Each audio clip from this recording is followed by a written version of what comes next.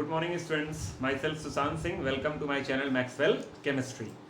तो class tenth CBSE का chapter number 2 में आप लोग को पढ़ा रहा था acid bases and salts.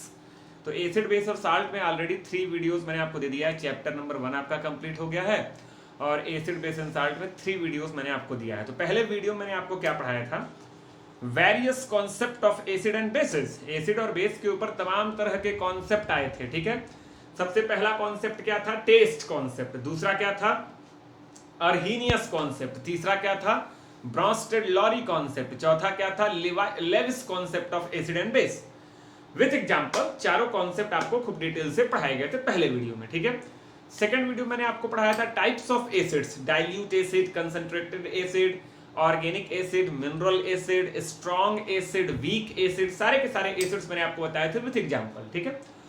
Third video मैंने आपको पढ़ाया था properties of acid, physical properties भी और उसकी सारी केमिकल प्रॉपर्टीज भी। तो प्रॉपर्टीज ऑफ एसिड मैंने आपको पढ़ाया था थर्ड वीडियो में, और आज के इस वीडियो में आपको पढ़ाऊंगा प्रॉपर्टीज ऑफ बेसिस। तो याद रखिए, ये टॉपिक आज का जो है छोटा है, लेकिन ये आपको तभी समझ में आने वाला है जब आप लोग इस चैप्टर के पिछले तीनों वीडियोस को देखें और आपका चैप्टर नंबर 1 अच्छे से तैयार हो, ठीक है।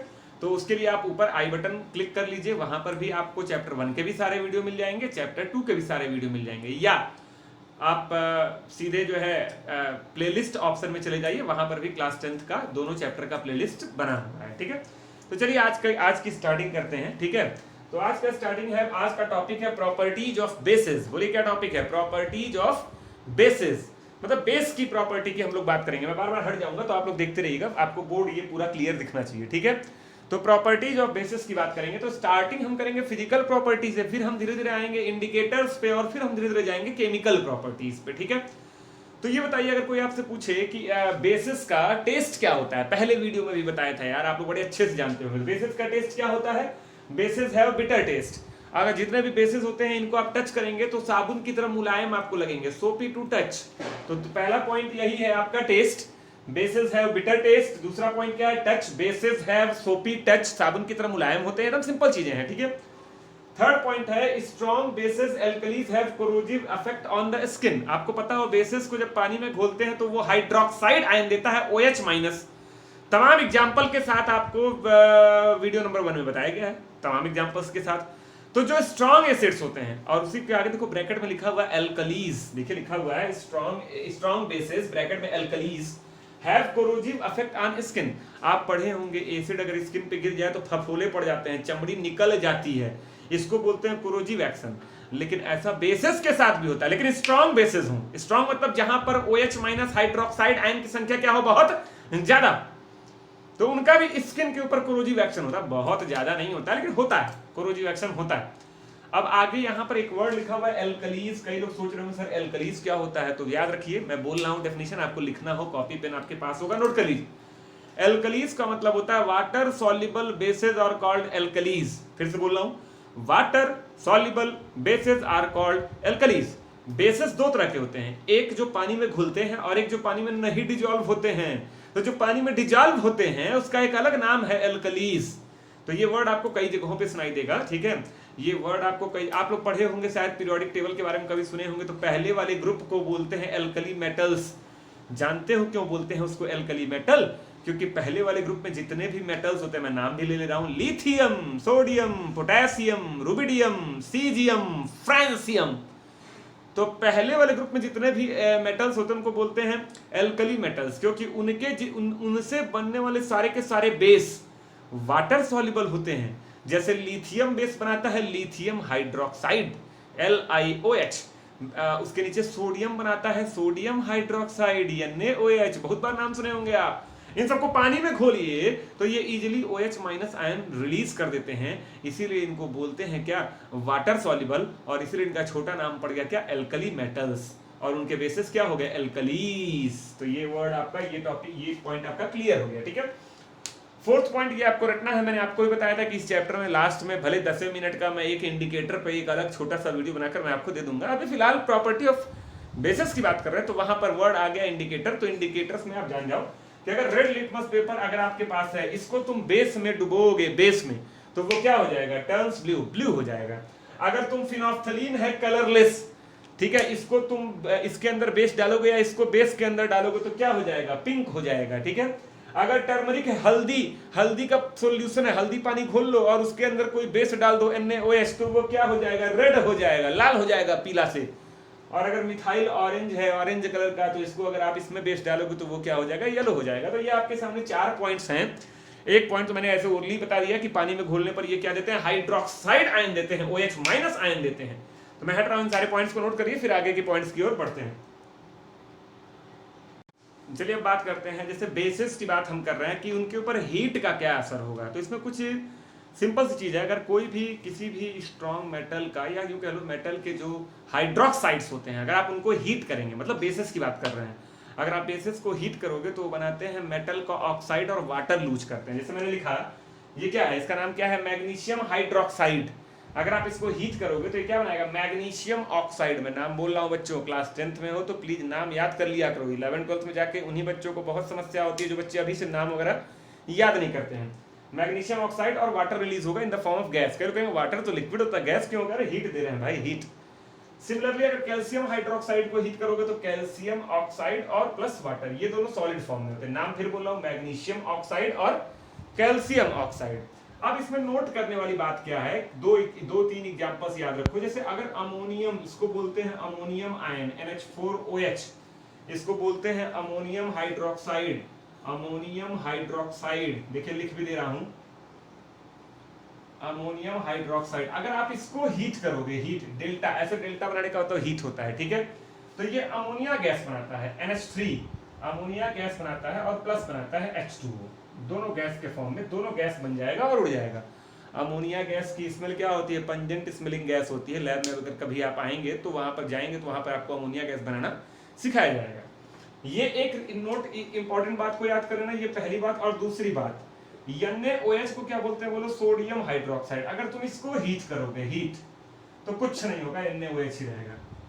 ऐसे ही अगर तुम KOH को हीट करोगे, हीट, तो कुछ नहीं होगा, KOH ही रहेगा। तो याद रखना, सोडियम और पोटेशियम, सोडियम और पोटेशियम के जो बेसिस होते हैं, जो हाइड्रोक्साइड होते हैं, वो स्टेबल होते हैं। आपके हल्का सा हीट देने पर वो डिकम्पोज नहीं कर जाएंगे, वो वही रहेंगे। आप लैब में जाइए, सोडियम हाइड्रोक्साइड के सॉल्यूशन को लीजिए, उसको आप बर्नर पे गर्म करिए, उसके बाद भी वो सोडियम हाइड्रोक्साइड ही रहेगा। मतलब इसको अगर आप हीट करेंगे तो कोई चेंज नहीं होंगे, लेकिन अदर मेटल्स के हाइड्रोक्साइड्स को हीट करोगे तो ऑक्साइड बन जाएगा और वाटर बन जाएगा। ये अनस्टेबल होते हैं और ये स्टेबल। और एक एक्स्ट्रा याद रखो, अगर अमोनियम का हाइड्रोक्साइड है तो वो क्या देगा, अमोनिया गैस देगा। ये कोई ऑक्साइड नहीं बना रहा है, क्या बना रहा है, अमोनिया गैस बना रहा है। तो नॉर्मली कोई पूछे तो आप कहेंगे कि जो बेसिस होते हैं इनको हीट करने पर ये डिकम्पोज कर जाते हैं। बेसिस जो होते हैं इनको हीट करने पर ये डिकम्पोज कर जाते हैं, ठीक है। बस ये एक स्पेशल केसेस आपको याद रखना है, ठीक है, इसको भी नोट कर लीजिए आप। ये 5th पॉइंट था आपका प्रॉपर्टीज में। देखिए नेक्स्ट पॉइंट आपका है reaction of basis with acidic oxide. अब दिमाग में आपके आ रहा होगा, सर ये एसिडिक ऑक्साइड क्या होता है। तो याद रखिए, ऑक्साइड्स 4 तरह के होते हैं, acidic oxide, basic oxide, amphoteric oxide और न्यूट्रल ऑक्साइड। लेकिन मैं अभी आपको ऑक्साइड के टाइप्स नहीं बता रहा हूँ। एसिडिक ऑक्साइड जो होते हैं, जितने भी नॉन मेटल्स होते हैं, क्या होते हैं, नॉन मेटल्स, ये आप क्लास 9th में पढ़े होंगे। जो भी नॉन मेटल्स होते हैं उनके जितने भी ऑक्साइड होते हैं, मतलब वो ऑक्सीजन से जब कंबाइन होते हैं, ऑक्साइड का मतलब ऑक्सीजन से कंबाइन होते हैं, तो उनके जितने भी ऑक्साइड्स होते हैं वो एसिडिक होते हैं। तो याद कर लो, नॉन मेटल के ऑक्साइड एसिडिक होते हैं और मेटल्स के ऑक्साइड, हाइड्रोक्साइड नहीं, ऑक्साइड बेस होते हैं। तो मेटल्स के ऑक्साइड बेस होते हैं और नॉन मेटल्स के ऑक्साइड क्या होते हैं, एसिडिक होते हैं। और जो दोनों कैरेक्टर शो करें, कभी एसिडिक कभी बेसिक, उनको क्या बोलते हैं, एम्फोटेरिक ऑक्साइड। और जो दोनों कैरेक्टर ना शो करें, ना कभी एसिडिक ना कभी बेसिक, उनको क्या बोलते हैं, न्यूट्रल ऑक्साइड। तो 4 तरह के ऑक्साइड होते हैं। देखिए यहाँ पर लिखा हुआ है एसिडिक ऑक्साइड से रिएक्शन, तो डेफिनेशन में मैंने लिख दिया है कि non metal oxides are called acidic oxides. तो याद रखिए, जितने भी नॉन मेटल हैं, कार्बन, सल्फर, नाइट्रोजन, ये सारे के सारे, क्लोरीन, ब्रोमीन, इन सब के ऑक्साइड क्या होते हैं, एसिडिक होते हैं। तो मैंने बेस लिया NaOH, एक्वस मतलब पानी में घोल के इसका सॉल्यूशन बनाया गया है, एक्वस NaOH है। इसका रिएक्शन करा दिया कार्बन के ऑक्साइड से, कार्बन एक नॉन मेटल है, मतलब ये एसिडिक ऑक्साइड है, एसिडिक। तो याद रखिए, जब भी किसी बेस का एसिडिक ऑक्साइड से रिएक्शन कराओगे तो साल्ट प्लस वाटर बनेगा। तो मैंने CO2 लिया तो CO2 वाला साल्ट बन गया, तो CO2 वाले साल्ट को बोलते हैं कार्बोनेट। तो देखिए सोडियम कार्बोनेट बन गया, ठीक है। अगर मैं सल्फर डाइऑक्साइड लूंगा तो SO2 अगर लूंगा NaOH के साथ, वही एक्वस है, ये गैस है, तो बनेगा सोडियम Na2SO3 सोडियम सल्फाइट। अगर मैं यहाँ SO3 ले लेता SO3 तो बनता सोडियम सल्फेट, तब हो जाता SO4। SO3 को बोलते हैं सल्फाइट, लिखा है सल्फाइट, और SO4 को बोलते हैं sulphate. Second last, just last, इस चैप्टर के लास्ट वीडियो मैंने आप लोग को बताया भी था लास्ट में, थोड़ी बहुत साल्ट का एक टेबल बनवा के याद भी करवाया था, मतलब कहा था इसको याद कर लीजिएगा, ठीक है। नेक्स्ट देखिए, अगर इसका रिएक्शन करा दो जिंक के ऑक्साइड से, ठीक है, जिंक के ऑक्साइड से। अच्छा देखिए ये वाला एग्जांपल थोड़ा सा अलग है, यहाँ पर जिंक क्या है, जिंक क्या है आपका मेटल है, ठीक है। यहाँ पर क्या है, जिंक क्या है, थोड़ा मेटल ऑक्साइड है, तो मैंने यहाँ पर एक एग्जांपल मेटल ऑक्साइड का भी लिख दिया है। तो मेटल ऑक्साइड से भी रिएक्शन करता है बेस, और एसिडिक ऑक्साइड से भी करता है। बस ये आपको इस हेडिंग के अंदर ये दो रिएक्शंस आपको दिमाग में रखने। मैंने वो दिखाया कि मेटल के ऑक्साइड से भी बेस रिएक्शन कर सकता है। मेटल ऑक्साइड का मतलब क्या हो गया, बेसिक ऑक्साइड। तो बेसिक ऑक्साइड से भी रिएक्शन करके बनाता है sodium zincate, Na2ZnO2, sodium zincate और प्लस H2O। लेकिन बेसिकली इस हेडिंग में आपको ये पढ़ना था नॉन मेटल के ऑक्साइड CO2, नॉन मेटल का ऑक्साइड SO2। SO2 की जगह आप SO3 लेते तो क्या बन जाता, सोडियम सल्फेट। NO2 ले लेते हैं, NO2 को बोलते हैं नाइट्रोजन डाइऑक्साइड, वो भी नाइट्रोजन क्या है, नॉन मेटल है, तो आपका क्या बन जाता है, नाइट्रेट, सोडियम नाइट्रेट। तो डिपेंड करता है, ऐसे बहुत से रिएक्शंस आप लिख सकते हैं। नेक्स्ट पॉइंट की ओर बढ़ते हैं। बेसिस का आपका नेक्स्ट पॉइंट है रिएक्शन विथ मेटल्स, ठीक है। अभी मैंने कुछ देर पहले एक रिएक्शन कराया था मेटल ऑक्साइड से, ठीक है, लास्ट वाला एक नहीं कराया था, तीसरा। वही सेम चीज यहाँ पर है, अगर डायरेक्ट केवल मेटल से करा दो सोडियम हाइड्रोक्साइड का, तो सोडियम जिंकेट, ये सब रिएक्शंस आपको याद करने हैं भैया, ये इनऑर्गेनिक रिएक्शन है, नाम याद जरूर करो, सोडियम जिंकेट। अगर ये सोडियम हाइड्रोक्साइड का रिएक्शन एल्यूमिनियम मेटल है और वाटर से कराओगे तो सोडियम एल्यूमिनेट, ठीक है। तो मेटल के साथ रिएक्शन करता है तो एक तरह का साल्ट बनता है और हाइड्रोजन गैस रिलीज होती है। देखिए हाइड्रोजन गैस क्या हो रही है, रिलीज हो रही है, ऐसे अपवर्ड का मतलब हाइड्रोजन गैस उड़ जा रही है, ठीक है। नेक्स्ट पॉइंट है रिएक्शन विद एसिड्स। जब भी ये पॉइंट मैंने ऑलरेडी आप लोग को प्रॉपर्टीज ऑफ एसिड्स में डिस्कस कर दिया है। प्रॉपर्टीज ऑफ एसिड्स में आपको बताया गया था जब भी कोई एसिड बेस से रिएक्शन करता है तो क्या बनता है, साल्ट प्लस वाटर। और ऐसे ही रिएक्शन को एक नाम और देते हैं न्यूट्रलाइजेशन रिएक्शन। फिर भी दो रिएक्शन यहाँ लिख दिया हूँ, बल्कि लास्ट वाले वीडियो मैंने आपको बहुत अच्छे बताया था, NaOH प्लस HCl, NaCl के साथ NaCl और OH के साथ H2O, सेम वही कहानी नीचे H2SO4 के साथ। ये जो बना है Na2SO4, ये क्या है, सोडियम सल्फेट है। तो ये टोटल आपका क्या हो गया, प्रॉपर्टीज ऑफ क्या हो गया, बेसिस हो गया, ठीक है।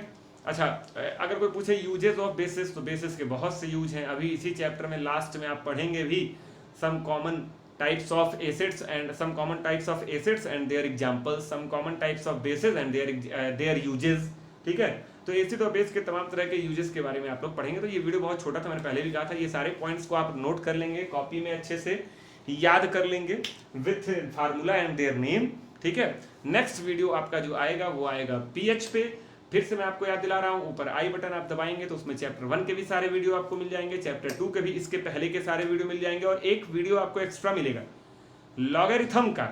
तो प्लीज बढ़िया से लॉग पढ़ लीजिएगा। अब तक जो वीडियो, आज के वीडियो मैंने जो भी आपको बताई तो रटने वाली चीज थी, आपको चीजें याद करनी है। अभी प्रॉपर्टीज, केमिकल प्रॉपर्टीज हो गई, फिजिकल प्रॉपर्टी हो गई, ये तो आपको याद ही करना है, इसमें कोई बहुत ज्यादा दिमाग नहीं लगाना था, कोई फार्मूला नहीं था, कोई न्यूमेरिकल नहीं था। लेकिन जो अगला वीडियो आपका आएगा पीएच और उससे रिलेटेड, उसमें आपका फार्मूला भी आएगा, न्यूमेरिकल भी आएगा, और कई शानदार क्वेश्चंस मैं खुद आपसे पूछूंगा। जैसे एक क्वेश्चन मैं आज ही के वीडियो में आपसे पूछ रहा हूँ। आप लोगों ने पीएच स्केल देखा होगा, पीएच स्केल पर 0 से लेकर 14 तक नंबर्स बने होते हैं, और 7 को बोलते हैं न्यूट्रल पॉइंट। तो मेरा क्वेश्चन है कि क्यों नहीं 0 से लेकर 16 तक नंबर बने होते हैं और 8 को बोलते हैं न्यूट्रल पॉइंट? क्यों नहीं 0 से लेकर 10 तक नंबर बने होते हैं और 5 को बोलते हैं न्यूट्रल पॉइंट? तो ये सारे क्वेश्चंस के जवाब मैं आपको दूंगा अगले 2 वीडियोस में। अगला वीडियो पीएच शुरू हो जाएगा, लेकिन उसके पहले, वो देखने के पहले आपको लॉगरिथम का पूरा वीडियो खूब बढ़िया से देखना है और समझना है। तो ऊपर मैं आई बटन में लॉगरिथम का वीडियो दे दूंगा, उसको आप देख लीजिएगा। Thank you, good luck, bye.